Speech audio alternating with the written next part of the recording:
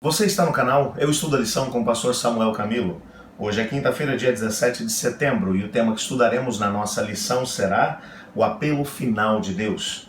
Muito obrigado por sua companhia, muito obrigado por gastar esses momentos estudando a lição junto conosco. Quero te pedir que você deixe o seu like, se você for abençoado por esse vídeo, se inscreva no canal, compartilhe esse vídeo com as pessoas das suas redes sociais e ao mesmo tempo deixe seu comentário para podermos entender se a mensagem está chegando até o coração.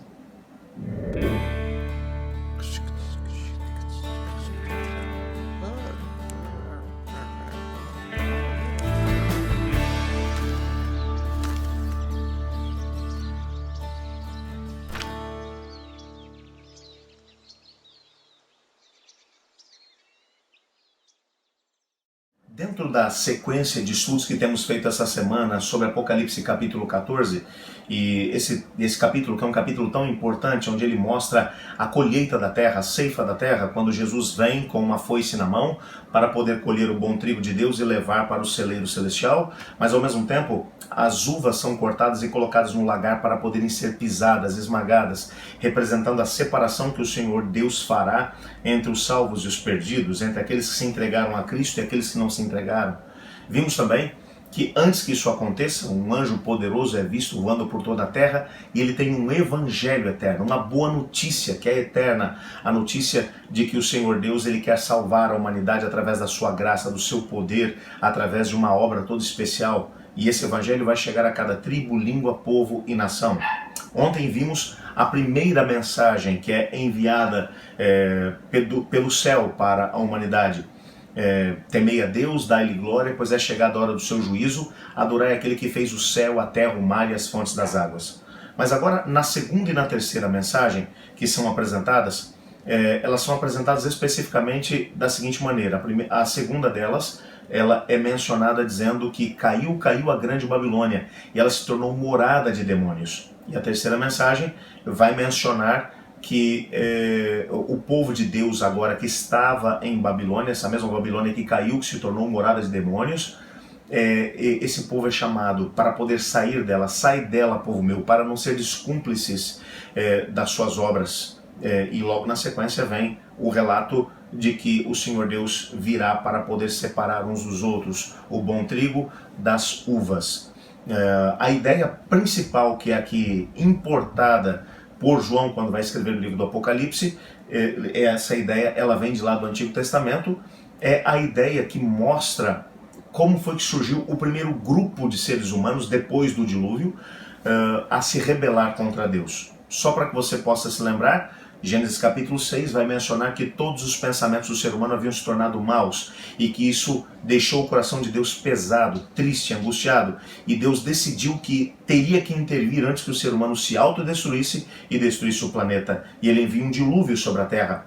Noé e sua família escapam do dilúvio através de uma arca que foi construída pelo próprio Noé e a sua família, e a partir do momento em que o dilúvio termina, apenas Noé e sua família representam a humanidade. Através deles toda a humanidade acaba se refazendo, e a partir do capítulo 10 de Gênesis nós encontramos um momento em que as famílias dos 3 filhos de Noé são apresentados como sendo os que dão origem às diversas raças que existem no nosso planeta.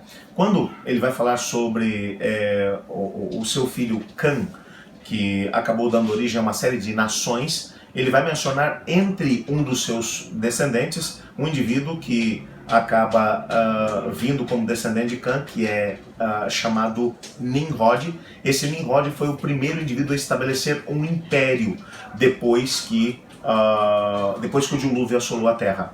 E nessa ideia de um império que surge através desse homem, ele vai para a região onde ele encontrou uma península, encontrou uma planície muito grande, a planície que é chamada de planície Sinear, e nessa planície ele decide que vai construir uma grande torre que chega ao céu. O relato dessa mesma torre vai aparecer no capítulo 11, na sequência daquilo que foi a experiência de indivíduos que se uniram para poder montar um império, mas um império que é todo baseado nas obras dos seres humanos. E eles construiriam essa torre para que a torre pudesse chegar ao céu. A ideia desses construtores era que se Deus enviasse um novo dilúvio, eles poderiam subir na torre e escapar do próprio Deus. Era um ato de rebelião franca contra Deus, contra o assim diz o Senhor. Era uma religião baseada naquilo que o ser humano era capaz de fazer e não naquilo que Deus poderia fazer pelo ser humano. E aí começa um povo que vai, durante toda a história bíblica, vai estar em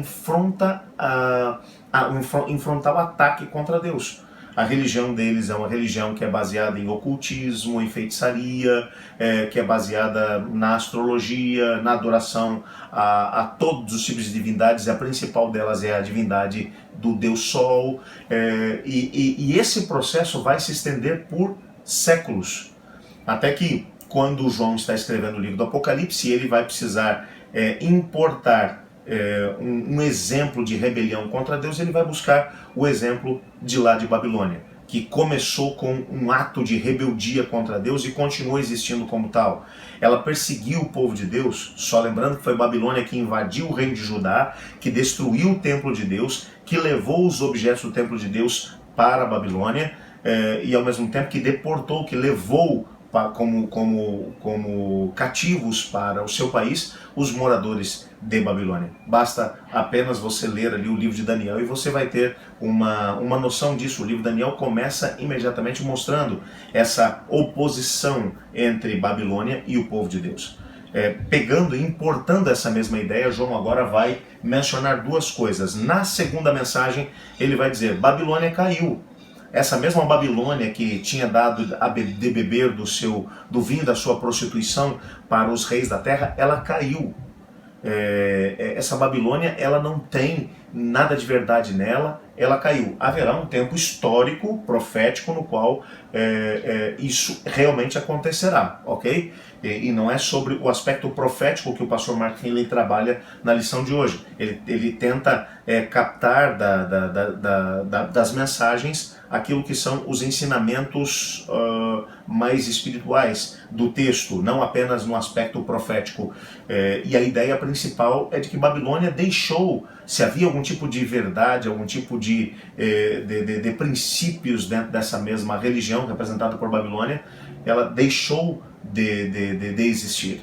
E agora, na terceira mensagem, há um convite: sai dela, povo meu. Sai dela antes que esse processo de separação, antes que a ceifa comece, antes que o trigo seja separado do joio, antes que as uvas sejam cortadas e lançadas no lagar.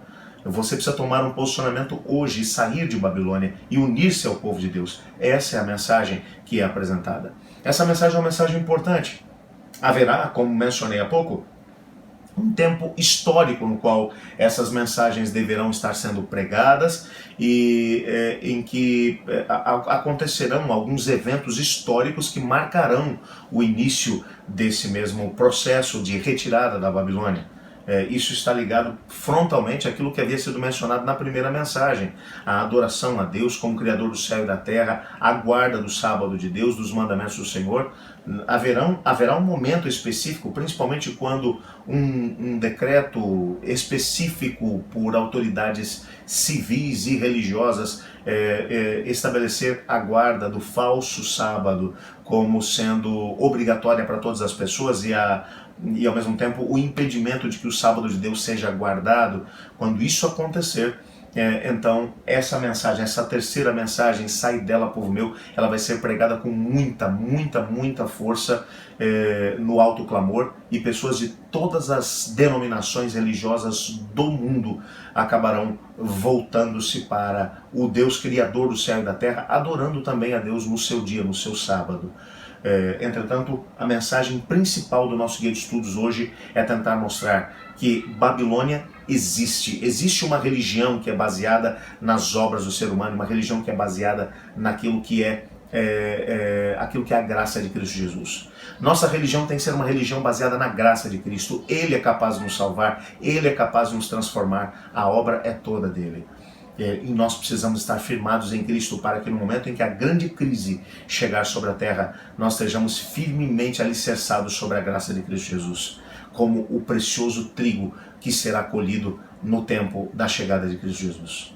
Vamos orar para que essa seja a nossa realidade? Obrigado, Senhor, porque a Tua palavra nos mostra que apesar de Babilônia ter agido durante todas as eras como uma contrafação da religião verdadeira, continuará ainda existindo até o tempo do fim, mas muitas pessoas estarão seguindo o Teu Evangelho eterno. Ajuda-nos a seguirmos o Teu Evangelho eterno, a sermos alcançados pela Tua graça, pois é no nome de Cristo Jesus que oramos. Amém. Eu estudo a lição, e você?